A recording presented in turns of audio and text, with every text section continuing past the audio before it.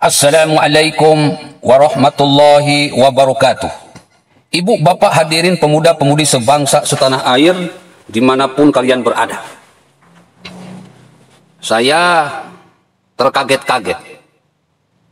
Ada sumbangan untuk penanggulangan COVID-19 dan kesehatan di Palembang, Sumsel. Sumbangan tersebut dari almarhum Bapak Akiditio dan keluarga besar. Besar sumbangannya fantastis, bro. 2 triliun. Sumbangan dari keluarga Tionghoa 2 triliun. 2 triliun itu 2.000 miliar.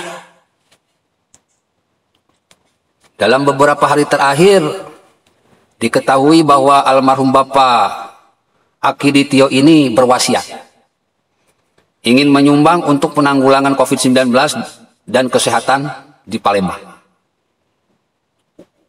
Ini sungguh-sungguh mulia, ini sungguh-sungguh agung, ini sungguh-sungguh patut dipuji, ini sungguh-sungguh patut diteladani. Ya mudah-mudahan saja, bro, dengan ada yang memulai nyumbang 2 triliun, nanti Ustadz Adi Hidayat, ya nggak usah 2 triliun lah, nyumbang 100 miliar aja udah alhamdulillah. UAS nyumbang 100 miliar, Aagim nyumbang 100 miliar, SBY nyumbang misalkan 500 miliar, Said Didu nyumbang 100 miliar, Repli Harun nyumbang 100 miliar, Habib Rizik nyumbang 100 miliar, Ustadz Haikal nyumbang 100 miliar, Habib Bahar nyumbang 100 miliar. Nanti kalau digunung-gunungkan bisa sama bahkan lebih banyak. Namun sayang, bro, sampai saat ini nggak ada sumbangan dari mereka untuk rakyat Indonesia, sumbangan untuk penanggulangan COVID-19 dan kesehatan di Indonesia. Mereka lebih ambisius mencari sumbangan untuk Palestina daripada rakyat Indonesia.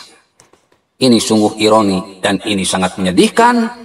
Kalau dalam Islam, perbuatan seperti ini, perbuatan Ustadz Somad dan kawan-kawan ini, sebuah perbuatan riya, cuma untuk dipuji. Perbuatan riya itu syirik kecil. Allah jelas melaknat, Allah jelas murka, Allah jelas marah. Kira-kira mungkin nggak ya Ustadz Somad sumbang 100 miliar?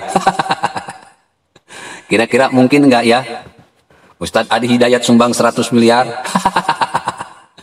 Kira-kira mungkin nggak ya mereka sumbang sampai 2 triliun?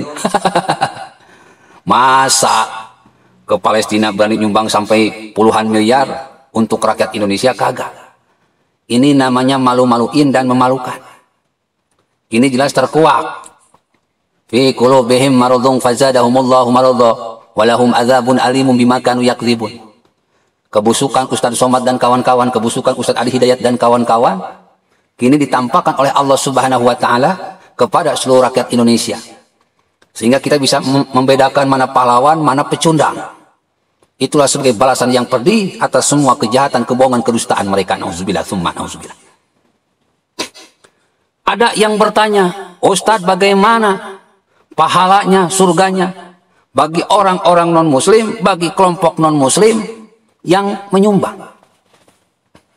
Kalau nanya ke Adi Hidayat, kalau nanya ke Ustadz Somad, pasti jawabannya ngelantur. Jawabannya kayak tai, bikin ribut. Kalau saya ada yang nanya seperti itu, saya akan marahi si penanyanya. Kenapa? Karena si penanya ini tak lebih dari pengacau, tukang bikin ribut. Selalu mengumbar masalah khilafiyah. Sesuatu yang tidak pantas untuk ditanyakan, sesuatu yang tidak pantas untuk dibicarakan. Tapi kalaupun dijawab, ya jelas dengan cara-cara yang cerdas. Kita ini agamanya beda. Kita ini Tuhannya pun beda. Ya jelas surganya pun beda. Ya jelas cara-cara pemberi pahalaan, pemberi surganya pun beda. Nggak perlu memperbesar perbedaan, tapi perbesarlah persamaannya. Semua agama mengajarkan kejujuran. Semua agama mengajarkan kasih sayang. Itulah yang diperbesar. Itulah yang harus dipiralkan. Kejujuran, kasih sayang, saling asah, saling asih, saling asuh. Dalam Islam dikatakan orang yang meributkan masalah pahala berarti orang tersebut masih calistung, masih dalam tingkatan TK. Dalam Islam dikatakan orang yang meributkan surga berarti mereka masih calistung, masih dalam tingkatan TK keagamaannya. Padahal dalam ilmu ma'rifat itu sudah jelas, inna sholati wa nusuki wa mahyaya wa mamati lillahi rabbil alamin.